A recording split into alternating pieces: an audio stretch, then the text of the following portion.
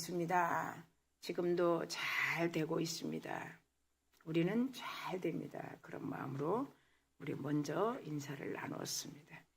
자, 오늘 우리 이 본문 말씀을 통해서 이 예수님께서 베드로와 안드레와 그 다음에 야고보와 요한 그 4명 제자들을 부르시는 장면입니다. 자, 이 부르시는 장면 속에서 예수님이 이 땅에 오셔서 복음을 전하지 않았다면 저와 여러분이 어떻게 복음을 들을 수 있을까? 그렇죠. 전하는 사람이 있어야 듣지 않겠습니까? 우리도 이 매주 일주일에 토요일에 우리 저 앞마당에서 버스킹을 하는데 뭐 그들이 그냥 이렇게 지나갈지라도 들린단 말이죠. 예. 들으려고 하면 들리고 그리고 무슨 소리지 궁금해하면 들리는 거예요. 그래서 길이요 진리요 생명 되신 그 예수, 예수님을 길이요 진리요 생명이라고 말씀하시는구나 이렇게 듣는단 말이죠. 오늘도 마찬가지예요. 그 베드로와 그리고 안드레 동생과 또 야고보와 요한이 예수님이 이리 오너라 천국 복음을 전하는데 귀에 들렸단 말이죠. 그래서 그것을 예수님께서 내가 이 땅에 전도로 왔고 내가 이 땅에 너희들을 찾으러 왔다. 그리고 이 땅에서 살면서 또 하늘의 복을 너희들에게 준비했기 때문에 그 하늘의 신령한 복을 주기 위해서 내가 너희들을 찾으러 왔다. 뭐 그런 내용이에요. 그런데 사도 바울도 마찬가지예요. 로마서 10장에 보면 이런 말을 해요. 전하는 사람이 없는데 누가 듣겠는가? 자, 이런 말을 해요. 전하는 사람이 없는데 누가 듣겠는가? 지금 우리 기독교 인구가 어느 정도냐면 500만이 넘어요. 500만이 넘는 이런 이 기독교 인구 중에 우리의 전도와 그리고 누구가 복음을 전하는데 왜 그들이 복음을 또 기쁜 소식을 듣지 못하는가? 자, 500만 인구 가운데 어쨌든 누가 전해야 저기요 뭐 그러든지 아니면 하나님께서 큰 축복을 준비하셨네요. 하나님을 만나면 선생님은 그리고 자매님은 형제님은 하나님이 준비하신 사람이 주는 복이 아니라 하나님은 영원히 주시잖아요. 사람은 어느 한시적이죠. 그리고 사람은 유한한 존재이기 때문에 어느 때 자기의 필요를 위해서 그렇게 복을 서로 나누는데 하나님은 무한대로 우리를 예정하시고 선택하셨기 때문에 그 복을 주시려고 작정하고 계시는데 누군가 그 복을 주신다는 그분을 소개해야지 알지 않겠습니까? 그 말이에요. 그래서 500만 인구 중에 왜 듣지 못하는가? 왜 교회로 오지 못하는가? 왜? 길거리에서 복을 준대요. 그러면 좀 이상하지 않겠어요? 그럼 많은 다른 종교들도 당신의 얼굴은 복 있는 얼굴이네요. 그런 이단들도 있어요. 그렇죠? 대순진리회가 그러죠. 근데 우리 하나님은 사람이 주는 복이 아니란 말이죠. 그러니까 그럼 그 복이 어디서 어떻게 시작했다는 거야? 나는 하나님을 모르는데 궁금하지 않겠어요? 그래서 누군가가 전하고 누군가가 소개하고 누군가의 초청을 통해서 저와 여러분이 이 자리에 앉게 됐죠. 그러니까 이 자리에 앉아서 하나님께서 말씀하시는 주의 종들을 통해서 그것을 잘 들으면 하나님이 나를 창조하시면서 그 복을 주시기로 작정하셨구나. 사람은 변하지만 하나님은 절대 변하지 않고 지금도 그 약속을 지키시기 위하여 누구를 통해서 누군가의 입술을 통해서 나를 교회로 오게 하셨구나. 할렐루야. 그래서 여러분 오늘도 10월의 끝자락인 마지막 총동원 주일에 저와 여러분이 하나님이 초청하신 이 자리에 환영합니다. 반갑습니다. 하나님께서 초청하셨습니다. 초청한 자리는 여기입니다. 이렇게 하나님이 잔치를 배설하는 이 자리에 저와 여러분이 다 초청되었습니다. 그래서 예수님이 오늘 본문의 18절에서 20절에 보면 그물 던지는 그 베드로와 안드레와 야고보와 요한을 보면서 그물을 던지는 거예요. 고기를 잡으려고 하는 그런 액션이죠. 그런데 19절에 예수님이 한마디 딱 합니다. 나를 따라오너라. 바알로시, 나를 따라오너라. 바알로미, 나를 따라오너라. 너희들 나를 따라오너라. 이 19절에 말씀하시되 나를 따라오라. 그러면서 하시는 말씀이 고기 잡는 어부들에게 이런 말씀합니다. 사람을 낚는 어부가 될 것이다. 이렇게 말씀. 그 장면이에요. 그러니까 그들이 어떻게 해요?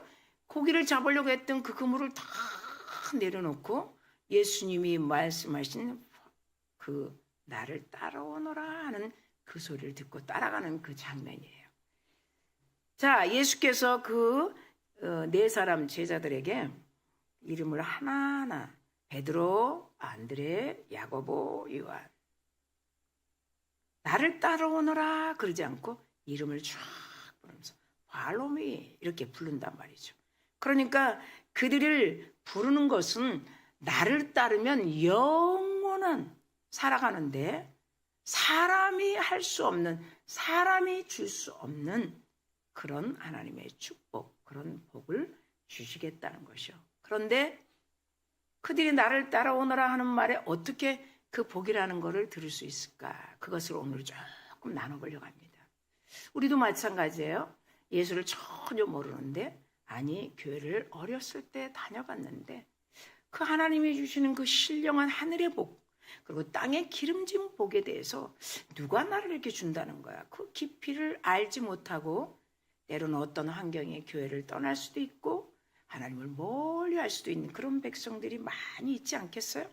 그런데 오늘 말씀을 들으면 왜 그 네 사람 그 제자들을 나를 따라오너라 이렇게 말씀했는가? 그것을 다시 껑충 뛰어서 요한복음으로 가면 15장 여러분 생각하면 포도나무와 가지에 대해서 그리고 열매에 대해서 우리는 많이 들었습니다. 그런데 예수님은 이렇게 그 네 사람 제자에게 나를 따라오너라 했던 것처럼 이 요한복음 15장 이 말씀에 보면 8절에 내 제자가 되는 것뿐이 아니라 내 제자는 많은 열매를 맺을 것이다. 그렇게 해요. 그러니까 먼저는 제자가 되는 것, 그 다음에 그 제자의 삶에서 끝나는 게 아니라 넘치는 열매를 풍성하게 열매가 주렁주렁 삶 속에서 들어도 나가도 복을 받고 하는 일마다 복되고 우양의 새끼까지 집에서 기르는 모든 짐승들까지 아니 짐승도 새끼를 많이 낳아야 되잖아요. 식물도 열매를 많이 맺어야 되잖아요. 그것을 하나님은 창세기 28장에 투라도 나가도 복을 받고 집안의 모든 식물, 동물, 하늘을 나르는 조류, 땅에서 활발하게 움직이는 어류 다 씨를 맺고 열매를 맺는 것을 요한복음 15장 8절에 제자만이 아니라 열매를 많이 맺을 수 있도록 나를 따르라 이 말씀을 하신 것이에요. 그러려면 우리는 어떻게 해야 되는가? 예수님의 마음을 가져야 되겠죠. 예수님의 마음을. 우리가 어떻게 예수님을 본 적이 없는데 어떻게 마음을 가질까요? 우리는 이미 안 보고 믿는 자는 복되도다 도마에게 말했어요. 네, 안 보고 믿는 자는 복되도다. 자, 요한복음 21장에 도마는 의심이 많은 도마였어. 의심 많은 도마처럼 우리같이 의심이 많았어요. 그런데 그 도마에게 예수님이 부활하셔서 오셔서 도마야 네가 궁금해하지? 이 손에 못 박힌 거 옆구리에 창에 찔린 거 한번 만져볼래? 그랬더니 아니요 안 만져봤어요. 그럴 때 예수님이 하신 말씀이 있어요. 안 보고 믿는 자가 복되다. 자, 우리는 도마처럼 의심을 했을 줄은 모르지만 안 보고 믿는 우리들이에요. 그러니까 예수님의 마음을 오늘 설교를 통해서 그리고 예수님이 누구신가를 성령이 여러분을 가르치심을 통해서 인도하심을 통해서 안 보여도 우리는 교회 와보니 예수님의 마음이 내 안에 풍성해지는구나. 이걸 느낄 수 있다는 거예요. 그러니 이 시간에 이 베드로와 안드레와 야고보와 요한만 나를 따르라 follow me 하는 게 아니라 우리 지금 여러분에게도 나를 따르라 그러지 않겠어요? 먼저 제자로 나와 같이 그렇죠? 삶을 하나님께서 이끄시는 그리고 열매를 풍성하게 하는 그리고 너 한 사람을 통해서 가족이 그리고 가족이 가문이 열방이 민족을 다 나 한 사람이 순종하니까 천대만대가 천대만대 여러분 셀 수 있어요? 여러분이 그분과 제자의 삶과 그분의 마음을 가득 갖게 돼서 하나님께서 우리에게 축복하신 그 만세전의 하늘의 축복과 땅의 축복이 여러분을 통해서 그 가정이 가문이 열방을 그 다음에 민족을 향해서 여러분 축복하신다는 그 말씀을 오늘 우리에게 예수님은 전도자입니다 이런 제목으로 주시는 은혜의 말씀을 나누고 있는 것이에요. 그러면 우리 세 가지로 한 가지씩 들어볼 텐데 여러분 귀를 잘 여시고 한번 들어봅시다. 첫 번째, 중심이 예수께 변화된 사람입니다. 다 같이 시작. 중심이 예수께 변화된 사람입니다. 첫 번째 키워드예요. 첫 번째 포인트. 이 중심이 겉은 아무것도 없어도 상관없어요. 집이 없어도 상관없어요. 헌금이 없어도 상관없어요. 아무것도 없어도 상관없어요. 도리어 아무것도 없다고 하는 사람에게 하나님은 풍성하게 채워주십니다. 한번 경험해 보시지 않겠습니까? 아무것도 없는데 하나님이 나를 채워주신다? 내가 내 생각과 내 지식과 내 방법과 내가 주인이 되어서 살아가는 길잡이가 됐을 때 하나님은 도리어 네가 다 가지고 해봐 하지만 하나님 저는 없습니다. 안 됩니다. 망했습니다. 하나도 안 됩니다 했을 때 그러면 그 마음의 중심이 비어있기 때문에 내가 채워주리라 그런 음성이 들릴 줄 믿습니다. 그래서 마음 중심이 예수께 변화된 사람입니다. 첫 번째 제목입니다. 예수님은 저와 여러분을 지금도 부르고 계십니다. 자, 그렇게 중심이 예수께 변화된 사람을 좀 살펴봅니다. 누가복음 14장 33절에 보니까 이와 같이 너희 중에 누구든지 그랬어요. 저와 여러분에게 말씀하는 거죠. 누구든지 목사는 빼놓고 여러분만이 아니죠. 누구든지 자기의 모든 소유를 버리라는 거예요. 자, 이건 뭐예요? 생각을 버려라. 미리 앞서가는 방법을 버려라. 하나님 아들 예수를 통해서 해주시려고 버려라. 네가 먼저 이렇게 하려고 하지 말아라. 네 지혜를 앞서지 말라 이런 거죠. 버리지 아니하면 능히 내 제자가 중심이 예수께로 변화된 사람이 될 수 없다는 거죠. 능히 내 제자가 되지 못하리라. 제자가 되려면 모든 소유를 버려야 한다 이래요. 그러면 이 말씀은 어떤 말씀이죠? 그 집 팔고 땅 팔아서 다 버리고 교회로 오라는 건가? 아니면 집, 땅 판 그 문서와 돈을 가지고 교회 오라 그러는 건가? 아니죠. 그래서 잘 들어봐야 돼요. 예수님의 마음을 잘 들어봐야 돼요. 성경 66권의 원저자이신 하나님의 마음을 잘 들어봐야 돼. 네 생각, 네 방법. 네가 먼저 앞서가기 때문에 내가 도울 수가 없는 거. 그걸 다 버리면 내 제자가 된다는 거예요. 자, 이것은 뭘까요? 우선순위를 말하는 거죠. 우선순위.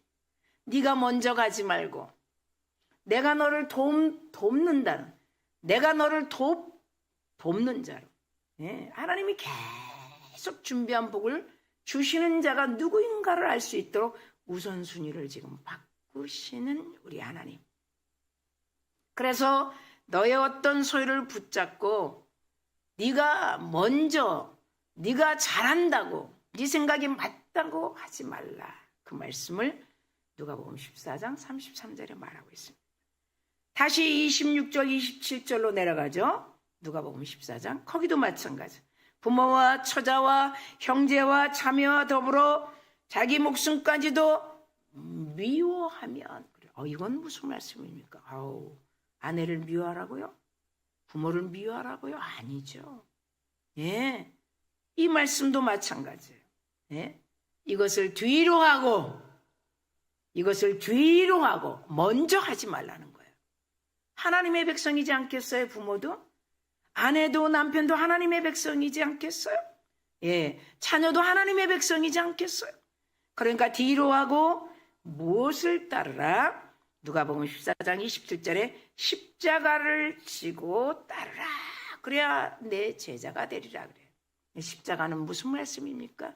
너를 위해, 인류를 위해, 우리를 위해, 모두를 위해 십자가에서 모든 죄를 사해 주신 그 사랑의 십자가, 예? 그 십자가를 믿고 따르라는 거죠. 다 우리를 위한 거예요. 십자가는 예수님을 위한 것이 아니라 우리를 위한 것. 그렇기 때문에 교회는 꼭 십자가가 세워져 있죠. 저 교회는 왜 십자가가 없지? 그럴 수도 있어요. 예, 십자가가 어떤 상징, 표징, 그것보다도 십자가에서 우리를 구원하신 그 사랑, 십자가에서 우리의 모든 의문에 쓴 증서, 우리가 갚아야 할 이 죄, 모든 문제를 다 해결했다는 그런 하나님의 사랑의 의미죠. 그래서 교회는 꼭 십자가가 교회 위에 세워져 있죠. 그렇습니다. 제자가 되려면 자기 소유를, 제자가 되려면 자기가 생각하는 것을 먼저 두 번째로 내려놓고 십자가에서 나를 구원하신 그 하나님의 사랑 앞으로 먼저 생각하고 나오라 이 말이죠.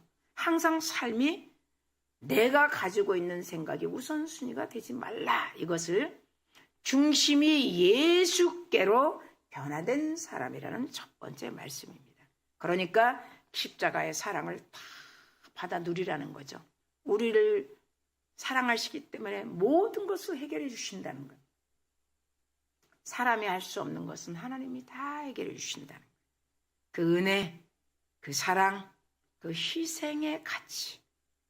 우리를 너무 사랑하기 때문에 십자가의 그 희생의 가치를 교회 오면 설교를 통해서, 교제를 통해서, 또 예찬을 통해서 서로 나눌 때 오늘 설교를 통해서 그 십자가의 사랑의 가치를 들었습니다. 저는 깜짝 놀랐습니다. 그런 은혜에 충만한 오늘 총동원 주일이 될 줄 믿습니다. 하나님께서는 손해보지 않는다, 잃어버리지 않는다. 이 시간은 나에게 드리는 시간이기 때문에 절대로, 물론 세상에 나가면 한 시간이라면 거기에 대가가 있을지 모르지만 하나님은 반드시 내가 준비한 이 날은 주의 날일세. 하나님의 날이 정해진 거잖아요. 모든 한국교회 그 50만 성도들, 그렇죠? 예. 그 외에 많은 성도들이 다 이 날은 어디론가 자기 섬기는 교회로 간단 말이죠. 하나님께 드리는 이 시간은 반드시 하나님께서 책임져 주신다는 거예요. 그래서 손해가 아닙니다. 잃어버리는 것이 아닙니다. 우리는 예수님의 말씀은 우리의 삶에 이렇게, 그분이 우리의 삶의 가장 주인이시구나. 내가 먼저 앞서갔구나. 예, 내가 먼저 앞서갔기 때문에 되는 일마다 되는 것 같지만 나중에는 안 되네. 이런 것을 깨닫는 성령의 음성이 여러분 들리기를 간절히 축원합니다. 자기 중심으로 사는 사람, 자기 중심 아니죠? 자신이 주님의 중심으로 사는 그런 사람이 될 수 있도록 인도하시는, 중심이 예수께로 변화된 사람. 그래서 이런 사람이 참 제자요, 또 삶에 하나님께서 맡겨주신 직분과 또 예배 중심으로 하나님께 영광을 돌리면서 이제 내일부터 하는 일마다 얼마나 큰 열매를 우리 하나님께서 맺게 하시는지, 여러분 그 축복의 체험의 현장에서 경험되는 여러분 될 줄 믿습니다. 그리고 하나님이 기뻐하는 예배라는 것입니다. 두 번째 보면 언제나 부르심에 최선을 다하는 거예요. 자, 베드로, 안드레, 야고보, 요한, 나를 따르라 했을 때 최선을 다했어요. 고기를 잡으려고 그물을 폈는데 그물을 다 버려두고 이거 어떻게 하겠다는 거야. 그럼 돈 안 벌겠다는 거 아니에요? 고기를 안 잡겠다는 거 아니에요? 그런 이 마음의 중심. 그 다음날 다시 고기를 잡을지라도 예수님이 우리를 따르라 그러네. 예. 주일은 꼭 하나님 앞에 가서 예배해야지. 예. 그래서 우리는 기독교는 주일이 첫날이에요. 세상은 월요일이 첫날이고 시작이에요. 그러나 주일은 우리 인생의 삶의 그리스도인들이 첫날이에요. 첫날을 우리 주님과 교제하고 사랑하는 교우들과 만나고 우리 월요일부터 착착착착착 되는 일마다 좋은 사람 만나고 안 되는 일도 잘 되고 지금까지 안 되고 안 되는데 그 일이 쫙 잘 되고 하나님께서 사람의 마음을 움직입니다. 우리는 사람의 마음을 움직이다가 분쟁할 수도 있고 분열할 수도 있고 시기할 수도 있어요. 그러나 하나님 창조주 하나님께서는 그 사람의 마음을 다 만져놓는 거예요. 사랑하는 딸 아들이 내 날에 와서 내 사랑의 언어 축복의 통로를 잘 듣고 갔구나. 그러니까 사람들의 마음을 다 바꿔놓는 거야 하나님께서. 하나님은 지금도 졸지도 아니하시고 주무시도 아니하시고 그 일을 하고 계신다고 성경은 말씀하고 있습니다.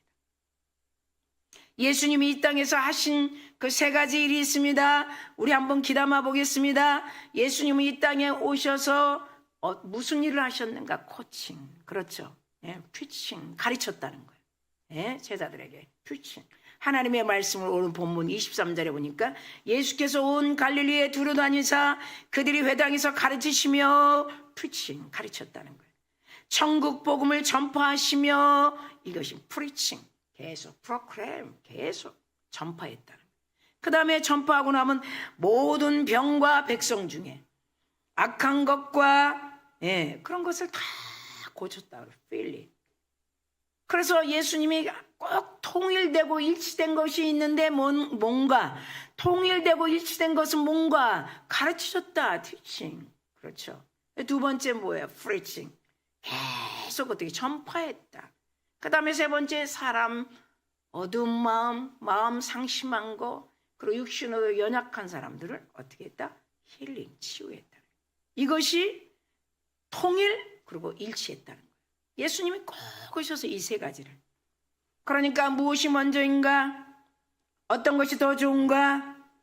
그런 문제의 경쟁의 관계가 아니라 좋고 나쁜 경쟁이 아니라 서로 협력의 관계로서 하나님과 우리의 협력의 관계. 그러니까 다시 하나님의 나라, 하나님의 복음, 하나님의 치유. 그렇죠? 먼저 예수님이 오셔서 어떻게 해요? 피칭, 가르친 게 하나님의 나라였어요.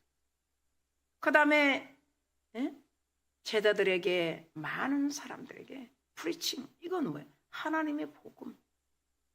그 다음에 많은 병든 자들 고통 가운데 마음의 힘을 못 얻는 자들을 힐링 치유했다. 그것이 하나님의 치유가 임한 이 3가지 통일과 일치한 우리 하나님이 아들 예수를 통해서 하신 일. 이것이 표적이라는 거예요. 지금 우리 이 공간 안에도 그런 일이 이루어집니다. 여러분 듣다가 마음이 시원해지는 거예요. 좀 답답했는데 이 말을 들으니까 그렇구나. 이 기쁜 소식이 아니겠어요? 여러분 지금 험난한 이 세상 살면서 어디도 마음 둘 곳이 없는 이런 답답한 경제 그리고 또 어떻게 해요? 정치, 기관, 예술, 문화, 미디어, 스포츠 뭐 어디도 마찬가지예요.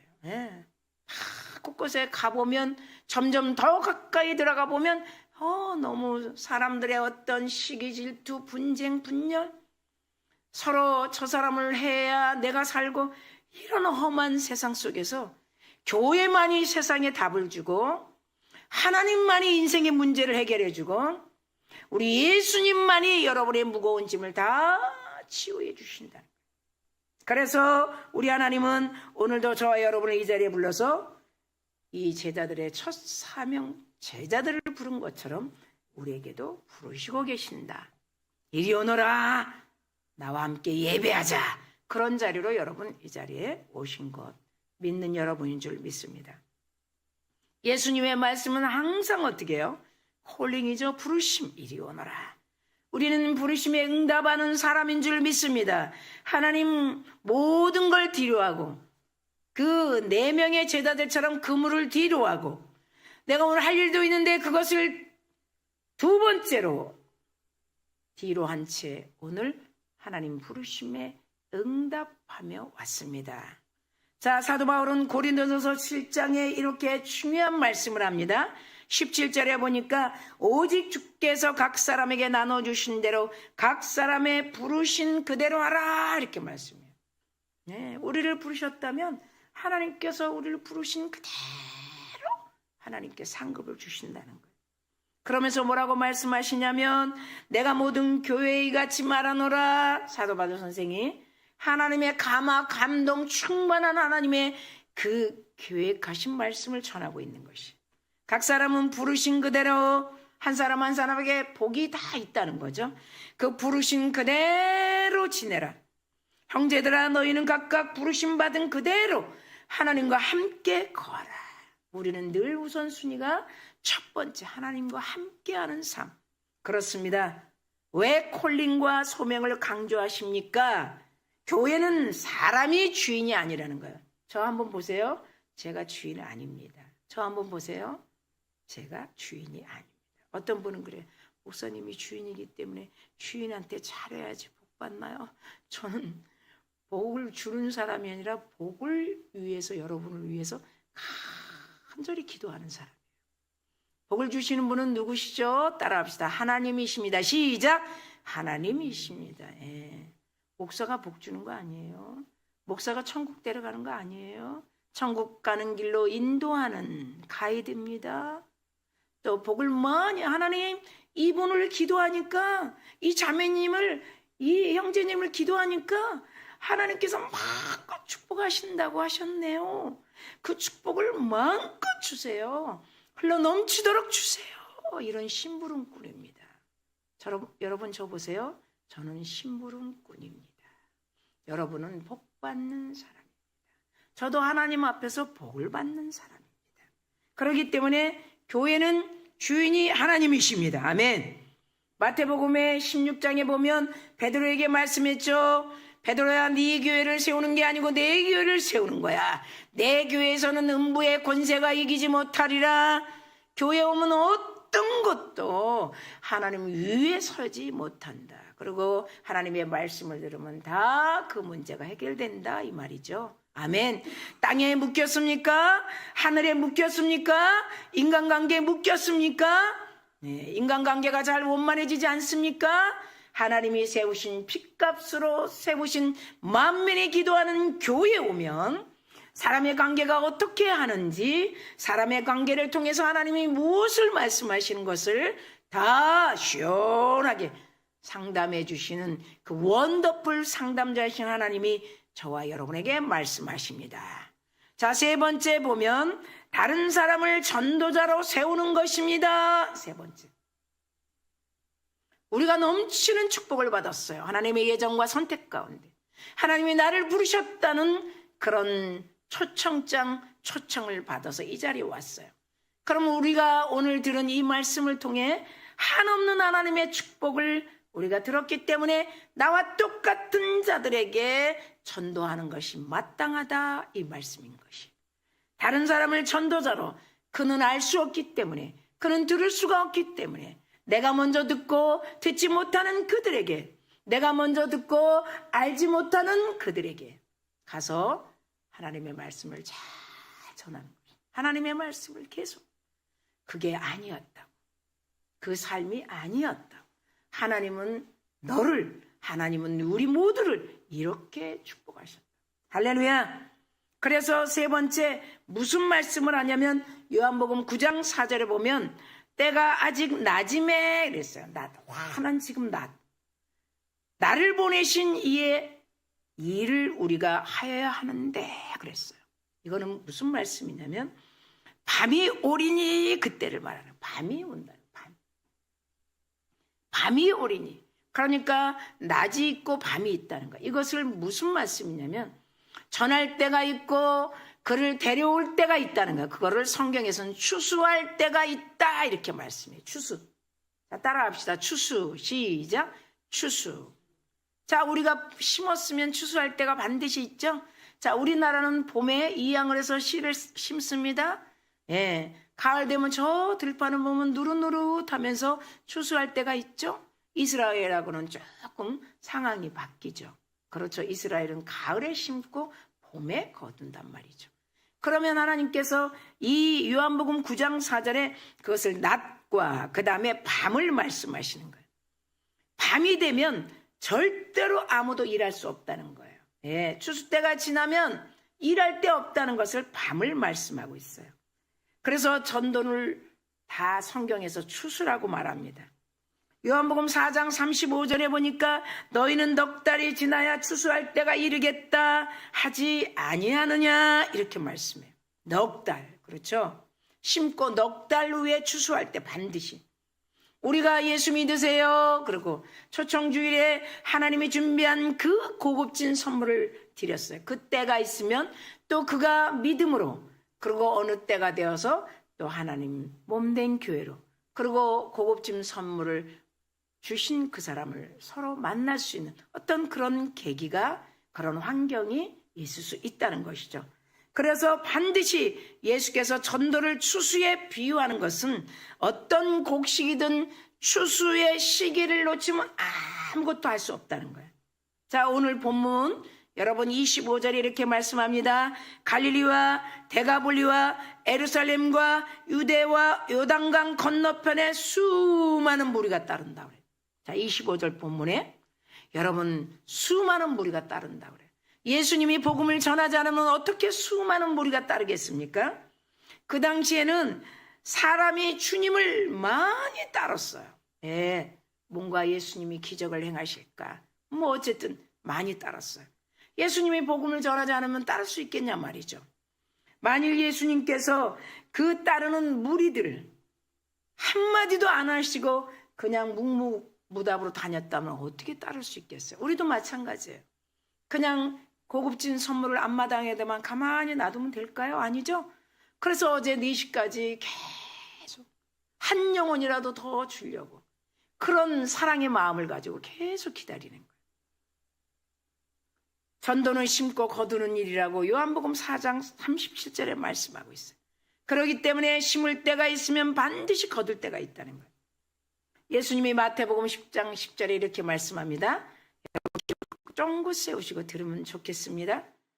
예수님이 마태복음 10장 10절에 전도자를 일꾼이라고 합니다. 야, 세상에 나가서 일하면 보상이 있어요? 없어요? 있지요. 똑같이 우리도 마찬가지예요. 이는 일꾼이 자기의 먹을 것을 받는 것이 마땅하다. 이 말을 마태복음 10장 10절에 말씀해요. 너희들이 나를 위하여, 그렇죠, 데가볼리와 온 유대까지 많은 사람이 따를 수 있도록 내가 복음 전했으니 너희들이 그 복음을 듣고 나를 만나서 하나님이 다 예정하고 준비한 축복을 받는 것처럼 너희들도 마태복음 10장 10절에 이렇게 하나님께서 일꾼이라고 예수님을 통해 말씀했으니 우리도 일꾼답게 세상에서 일하면 거기에 반드시 대가를 받는 것처럼 예수님도 우리에게 일꾼이 마땅히 대가를 받지 않겠느냐. 자, 기억하십시다. 전도는 헛된 일이 아니라는 것입니다. 지금 눈에 보이는 결과가 없다고 하지만 반드시 하나님께서는 상급을, 거기에 대한 수고를, 거기에 대한 마땅한 보상을 해준다고 마태복음 10장 10절에 말씀하고 있습니다. 사랑하는 성도 여러분, 우리 서강교회 차례입니다. 우리 서강교회는 계속 이 땅에 와서 전도를 심었습니다.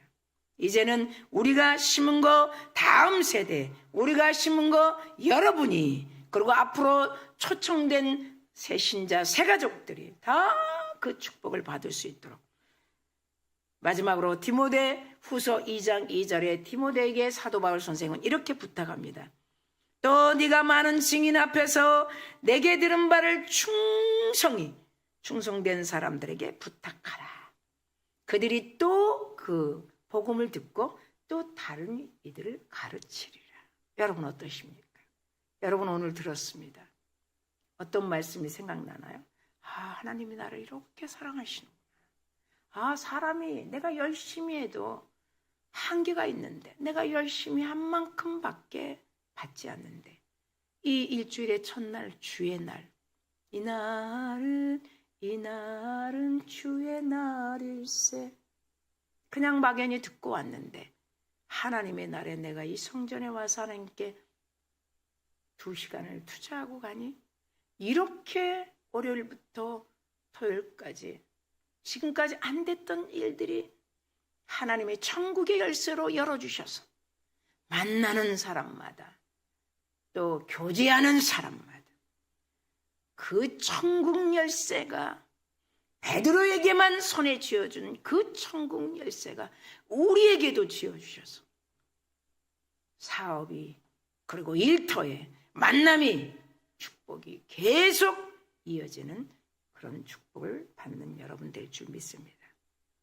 사도 바울은 디모데에게 말씀하신 것처럼 계속 우리가 충성된 일꾼으로서 그 은혜를 마음껏 다른 이들에게 나눠주는 그런 일꾼으로 부탁하는 그 말씀, 우리도 그런 부탁을 지금 들은 거예요. 말씀을 맺습니다. 그러기 위해서는 성령 충만이 필요합니다. 그러기 위해서는 기름 부음이 필요합니다. 성령 충만 받아야 합니다. 성령 충만 받은 그런 우리들이 능력 있는 그런 두배부흥 축제, 그리고 저와 여러분의 충만한 두배부흥, 삶의 두배부흥, 기적이 2배로 경험되는 여러분의 가정이 될 줄 믿습니다. 오늘도 우리 예수님의 부르심에 우리는 응답합니다. 하나님 할 수 있습니다. 아내에게 가서 말할 수 있습니다. 남편에게 말할 수 있습니다. 내 남자친구에게 말할 수 있습니다. 내 여친에게 말할 수 있습니다. 내 자녀에게 말할 수 있습니다. 예. 그러면 네가 내 일을 해주니 나는 네가 할 일을 다 알고 사람들을 만져 움직여 놓으리라. 아멘. 그런 성령 충만함을 오늘 여러분에게 주십니다. 지금은 추수 때입니다. 빨리 메리 크리스마스, 또 추수 감사절 다음 11월 16일 날 추수 감사절입니다. 빨리빨리 하나님 품으로 여러분들이 모시고 오는 여러분의 수고가 여러분의 삶에 충만할 줄 믿습니다. 우리 서강교회는 하나님이 기뻐하는 교회입니다. 그런 하나님의 성령으로 세우는 전도자들이 땅끝까지 복음을 전하는 그 일에, 그 운동에 수고하고 있습니다.